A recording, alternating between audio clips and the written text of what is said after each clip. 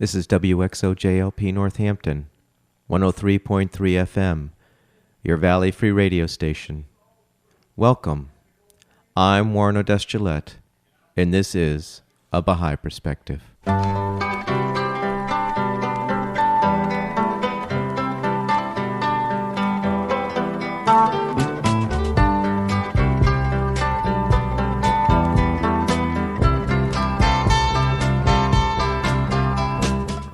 A Baha'i Perspective is a radio program that presents a Baha'i perspective on life through interviews.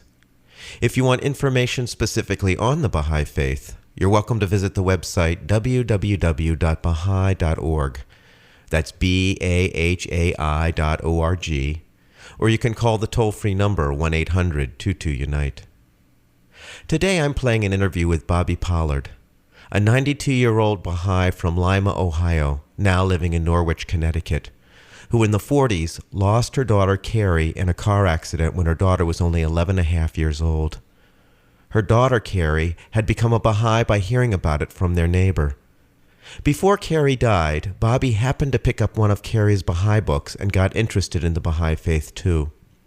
In the interview, Bobbie refers to a well-known Baha'i historical figure named Dorothy Baker and Baker's husband Frank. They lived in the same Baha'i community in Lima.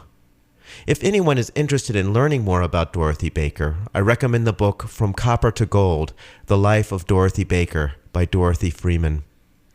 You'll hear background voices periodically in the interview. Bobbie always leaves her apartment door open, so once in a while hallway chatter comes through. I started the interview by asking Bobbie where she grew up and what was it like growing up there. Well, I tell you, I was born in Georgia, but I really was raised mostly in Ohio and education in Ohio.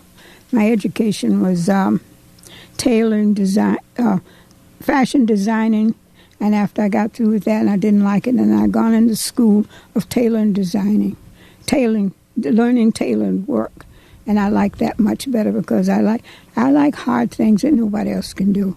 That's what I am like. Mm-hmm. So then after I got that, then I was married and I had a daughter. And I thought, well, I worked, and I worked so hard. And then a war broke out. I worked in Westinghouse, and I did everything for my daughter, everything she wanted. So then my daughter became a Baha'i. She had the Baha'i New Year. I was so tired one night. I come home, and I never sit down. But I was so tired I just flopped. And she had the Baha'i New Era laying there in the chair. Now that's a book by John Esselman called Baha'u'llah and the New Era. The Baha'u'llah New Era. And so I picked it up and I looked, all these strange names. So I started to investigate it. My neighbor had given her the book. So that's how I become a Baha'i. Mm-hmm. And I started studying. And then Ed Meisler, he was taking the load of the good kids to Greenacre, to the Baha'i school. He was taking me, that was the third year. Now, Ed Meisler, who's Ed Meisler? Ed Meisler was a Baha'i in the next town from Lima. So he'd take a carload of the kids to the school. So that was the third year. Okay, that's Greenacre Baha'i School in Elliott, Maine. No, Michigan. Oh, the New Helen Baha'i School Michigan. In Michigan. Yes. And so going there, I'll use my finger. Here is Ed driving. Here's Ed's daughter. Here's a girl from Springfield, and here's my daughter. All right? The father and son was racing, and they was on a dead man curve, and they hit the car.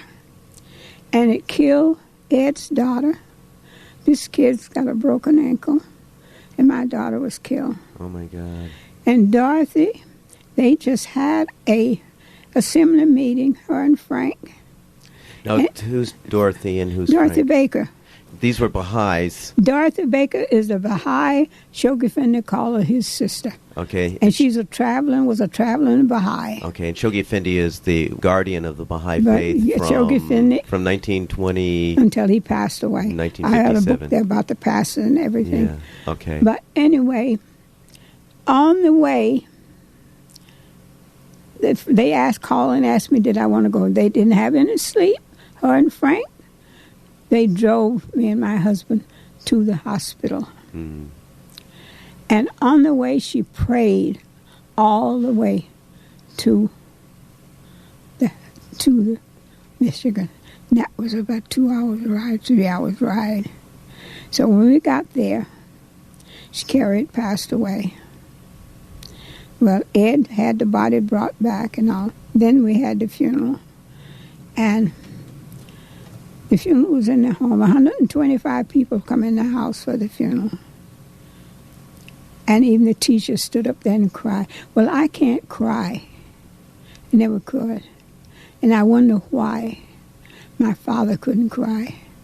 I took after my father. Mm. And so, well, anyway, they worked with me. And that's what made me strong then. So, you know what they said to me? Baha'u'llah took her because he wants you to do his work. You spent most of your time on her, which you can do his work. Now, how old was your daughter when she died? 11 and a half. Mm. And the only child. Mm. So then,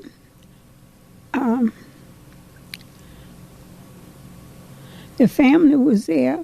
Man, his two kids was there from Hinsdale, New Hampshire. He said, Bobbie, he said, you know, they could use you in Brattleboro, somebody like you in Brattleboro, Vermont. I said, I'll take it. Mm. He said, you better think. I said, no, I will take it. So I gone to Brattleboro, and I finally got settled. The first small town that I gone to, but I finally settled down. And I looked for a job, and I met my experience. And so then when I looked for this job, I've gone and told the owner what I could do. He said to me, where I was from, Ohio, what are you doing here? Mm. I said, well, the Baha'is are here. Oh, that's fine. Oh, really? That's fine, he said. And so then when I got there, then I had to have my lights turned on. So I gone to the electric company, and I said, you had to pay $15 to have your lights. And I said, I'd like to have my lights turned on. And the owner said to the desk clerk, no, she's a Baha'i. We don't charge her. Oh, wow. That's how much respect in Brattleboro the people had of the Baha'is, because you live the life, you get the respect. That's what happened when you live the life. Mm. And so we had no problem in trying to teach, and we had no problem with the assembly. And so then we was meeting in homes. They had the big meetings in Brooks's Hotel down from where I worked. There was a big office space. So I looked at it. There's a great big room and a small room, kitchen, a big room for bed. I rented that, and we used that for the Baha'i Assembly meeting. And so we worked that out fine. Mm. And when we had our meeting, everybody had something to bring to the assembly. We didn't have to vote on anything because everybody was so anxious to get it growing. Everybody said we tried, and we did. Mm-hmm. Teaching there was easy, very easy in where I come from. People were receptive to the message of yes, the Baha'i Faith. They were very easy. Mm-hmm. But here in Connecticut, teaching is a little rough. Mm. But all I do is just pray and ask. I pray every day that they will open up. Now, how long were you in Brattleboro? 10 years. Mm-hmm. Then after I worked so hard at the store, it's just a smaller town, and it was a summer resort in the Mountain View House. And what did you do for them? Had wealthy people. My husband was a chef. I married him then. Mm-hmm. He was a chef up there then. They come into the store, and then I work with them. Oh, then in that small town, with my knowledge, I need to be in New York. I need to be in New York. They tried to get me to go to New York. And I said, no, this is my town where I'm in. And I said, in New York, I said, you walk in the street, if you smile, people think you're nuts. And I said, in the country here, you smile, and people smile back. And they said, yes, you're right. And so that way, so they worked me. So then they asked me to do teaching and adult education, teaching tailoring work. So I did teaching tailoring work. And then when they come back in the store for fitting, they wouldn't let nobody else have them, and they wanted me. So the job got so tight, so hard. I said to my husband, and they didn't give me any raise. So I said to my husband, he had a place up in Lancaster, New Hampshire. I said, there's a place up there I know I could do business with.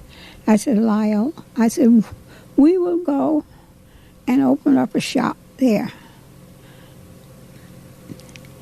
And I'm going to be honest with you, everybody, he looked at me. He said, Bobbie, you have more nerve than you have brains. And I said to him, well, if it doesn't work, you're a chef and I'm a tailor. We don't have any kids. You can get a job anywhere. But believe me, I've got there and I started to work. And the Girl Scout come along a year after I was there. And she asked me to put on a fashion show. And I said, I don't have enough material. And I said, look at all the other stores. Well, Bobbie, they will not do anything for the Girl Scout. I said, I'm surprised. People love Girl Scouts. So I said, you wait. I've gone around and asked them all, would they help with the fact. Every one of them turned me down. Do you know why? Why didn't they want to help the Girl Scouts? They're just too narrow-minded. So I said to my husband, I said, all right. I said, I'll tell you what we will do. I've had enough money. I get all the girls' sizes. We go to the show. Now, remember, a fashion show requires everything. So I told him the market district is the Jewish people. And let me tell you, you couldn't work for any better people than those people because they was wonderful to me. They said, Bobbie, you can have anything you want, no matter what it is, one piece, two piece, one piece. They helped me out beautifully. Mm-hmm. And so this is what we got. Mm-hmm. And so we come back, we put on the fashion show. Mm-hmm. And they had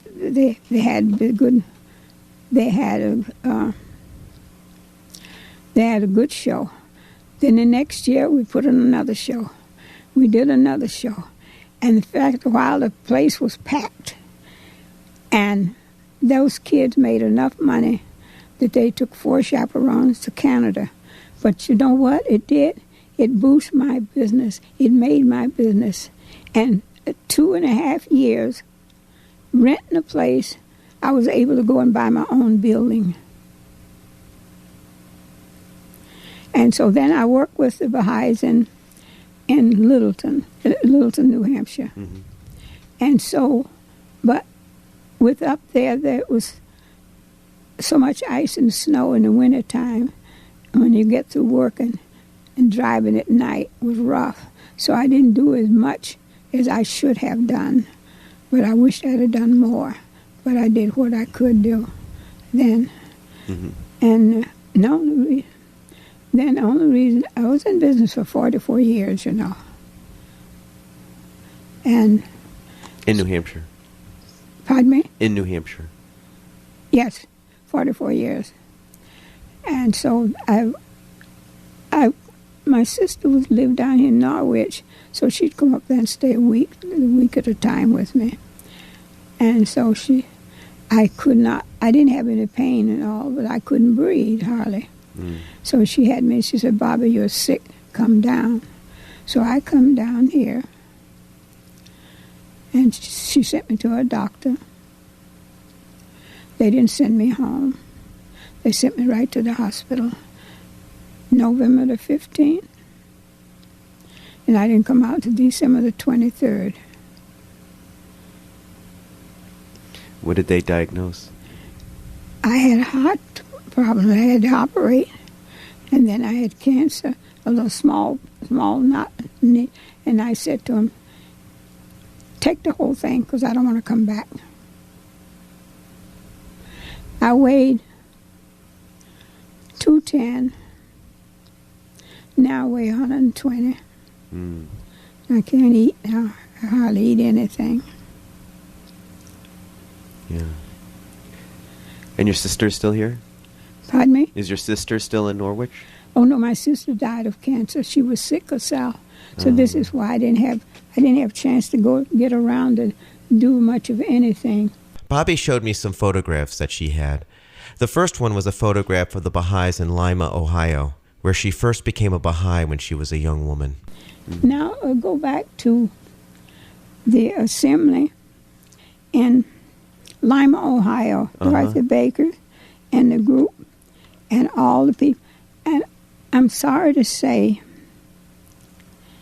all those people, all of my Baha'i friends, all those people are gone. I don't have any of the Baha'is there. These are Dorothy Baker and myself standing there together. And I'll show. That's me, and that's Dorothy Baker. So you're right next to Dorothy Baker? Yeah. I got hair there. See, I was younger then. You could hear a pin drop when Dorothy Baker speak. Everybody was so happy. Everybody worshipped Dorothy Baker. And I heard her say out of her own mouth, she said, I hope that they do not make a martyr out of me. Well, she said, I hope when I go down in the ocean. And that's what happened to her. They gone down in the sea. You remember they gone down? Yeah, she died in a plane crash over the ocean. Plane. They found a couple of the bodies, but they never found Dorothy's. Yeah. And so Dorothy, Frank and all, they all gone there. Bobbie then showed me a photo of the Baha'is of Brattleboro, Vermont, where she moved soon after her daughter died. It was in Brattleboro that she met her husband from Barbados. She mentions a Baha'i, Gladys Knight, from Springfield, Massachusetts. Baha'i talks about how Gladys went to the Baha'i World Center in Haifa, Israel, to work. She refers to Ruhiya Hanum, the wife of the guardian or leader of the Baha'i Faith at that time, Shoghi Effendi. Now this picture here is the Brattleboro Assembly. And Ben Wheaton, he married Gladys Knight. Oh, Gladys, he was a wealthy man. And he never proposed to Gladys, but he kept going with. So she gone to ask Rohia, could she come to Haifa? And Shoghi Effendi said, yes, but you have to work. So she gone there and stayed. So Ben was so lonesome, even she hadn't gone a week. He called up and proposed to her from Brattleboro to Haifa on the phone. Want to marry. So Shoghi Effendi said to him he wanted to go. So Shoghi Effendi said, well, he have to work. And that's something Ben never did, work. Oh, he was a photographer. He was a very good photographer. And so he gone, but it took him all a month to get there. So when he got there, Shoghi Effendi put him on a car, and the car almost had accidents and stuff like that. And so they lived there, and they had a home there for a long time. And I guess when they got sick, they come back. Bobbie brings us back to Lima, Ohio, and talks about how the Baha'is there promoted race unity back in the 40s. Now, to break down race prejudice, back in those days, that was way in the 40s, Dorothy Baker took the whole group out in the park and had prayers in the morning. So it was unusual to have a mixed crowd in those days in Lima? It's black and white, yes. Yeah. They wouldn't allow blacks in those places. Very prejudiced. I never had any trouble because they didn't know what I am anyway. And then Ed Measler's son, Noreen Robinson, you know her. Noreen Robinson's a Baha'i in Plainville, Connecticut. Yes. Okay. I told her, ask her, did she find anybody in Lima? Would she, in her traveling, because she goes a lot, would she let me know? So she found Ed's son. And see, Ed's son, I know he didn't know. I thought he was one of the boys in the back seat, but I never knew the boy's name in the back seat. All I knew was the girls. And so I said to her, so she found Ed's son, and so she told him about me. So she brought him here to meet me one day, and I was so happy to see him. And so he said, I said to him, he said, well, he was 16 at the time, so he didn't go. But his sister, and he had another sister I didn't meet, but in the meantime, his folks had moved to Lima, and his father was on the assembly with Dorothy in this book here. And so... So Ed Measley got hurt in the accident, and did he lose a daughter? No, Ed Measler didn't get hurt at all. Okay. No. Then he had a daughter, or... His daughter got killed, but as I told you... Along with your daughter? Yeah. His daughter got killed straight up, but mine got hurt. She wasn't dead when they got her to the hospital. Okay. So that's when Dorothy Baker took us there. Right. So then Noreen brought him here to see me, and she put a little piece in this paper. Bobbie Pollard of Norwich, and her partner was Bob Measler. That's his son. And I'll show you his picture and show you his father's picture in this in a while. From Brazil. Now he's traveling around speaking.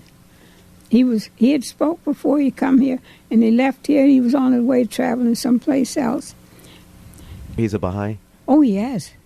Oh, definitely he's a Baha'i. Looking at photograph from the 1940 of the Lima community, which included Frank and Dorothy Baker, Hands of the Cause of God. Now, can you explain to our listening audience who are the Hands of the Cause?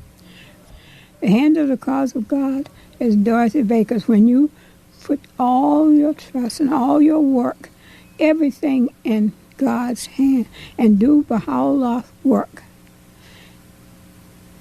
No outside. All Baha'u'llah, that's all she did, Baha'u'llah work. That is, and Shoghi Finney calls her the Hand of Cause of God. Shoghi Finney give her that name. Mm-hmm. Mm-hmm. That's how she got the name, Hand of the Cause. So this book is The Life of Dorothy Baker. Yeah, and let me tell you. From Copper to Gold. Copper to Gold, you'll learn a lot. Please get it. Please get it. So you've been alone now for 3 years. Yeah. I forgot to tell you, my husband, he wanted to go back to Barbados. He's a Barbados Bayesian. And he wanted to go back, and I said, okay, we don't trade cars, we'll go back. So then we gone, and I had everything. He was so excited he couldn't do nothing. So I had everything, the house, the store, everything to take care of. So we gone, and I visit the Baha'is there.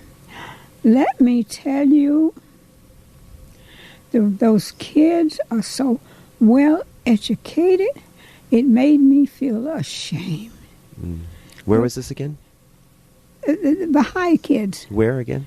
Barbados, British West Indies. Mm-hmm. And they are so well educated. I mean, tell you, I said to my husband, and of course it did. Barbados is England educated anyway.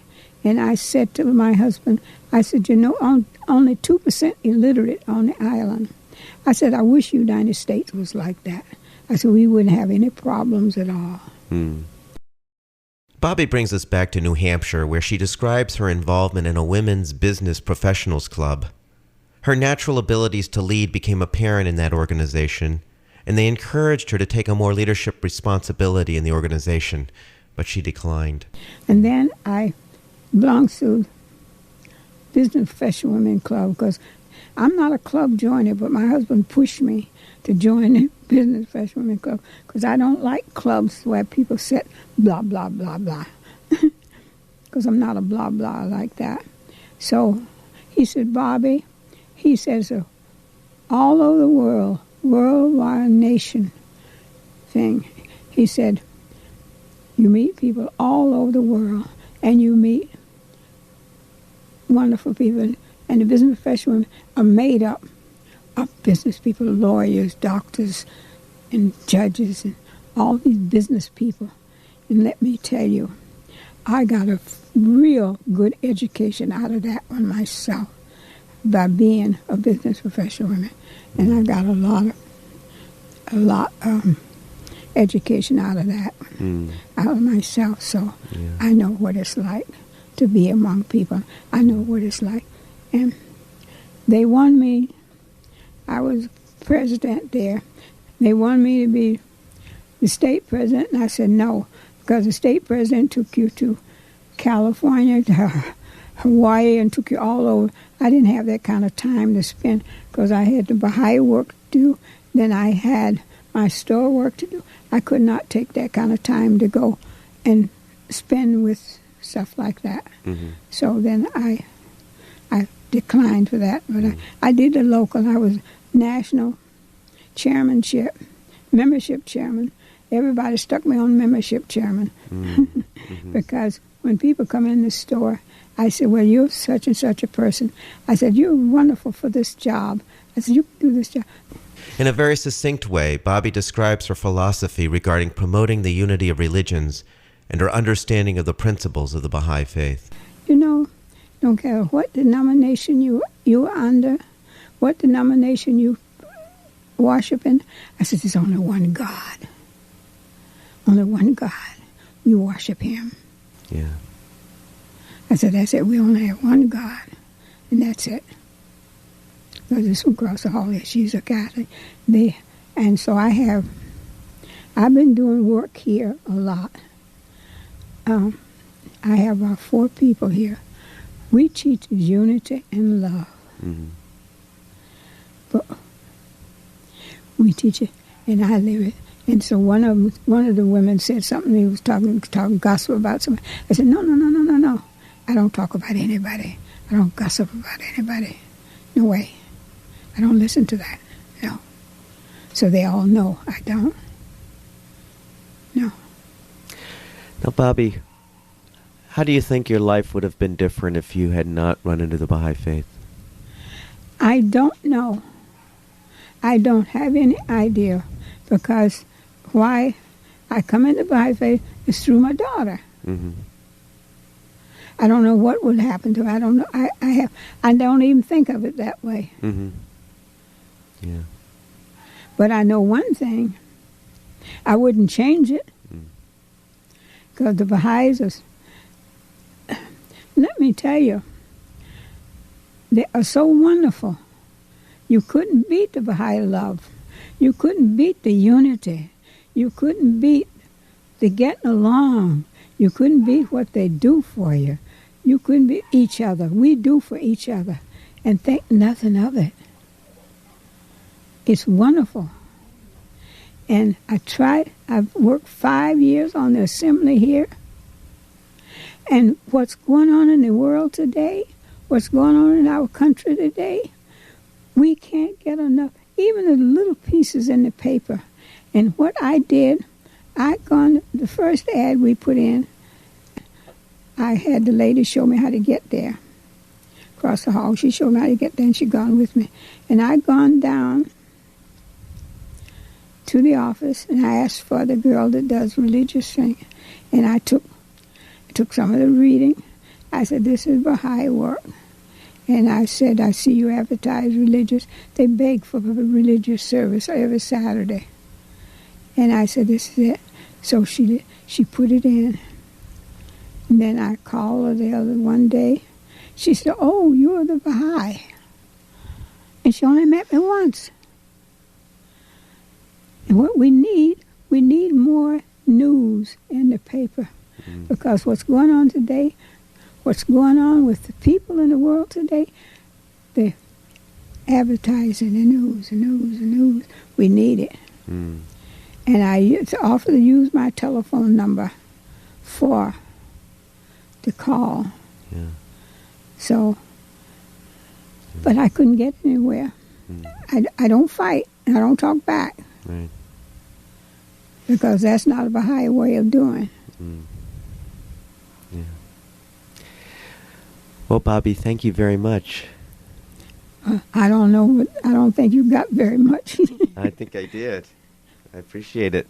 I hope you enjoyed that interview with Bobbie Pollard, a 92-year-old Baha'i originally from Lima, Ohio, now living in Norwich, Connecticut. For a copy of this and other interviews, you can go to the website www.abahaiperspective.com. For information specifically on the Baha'i Faith, you can go to the website www.baha'i.org, or you can call the toll-free number 1-800-22-UNITE.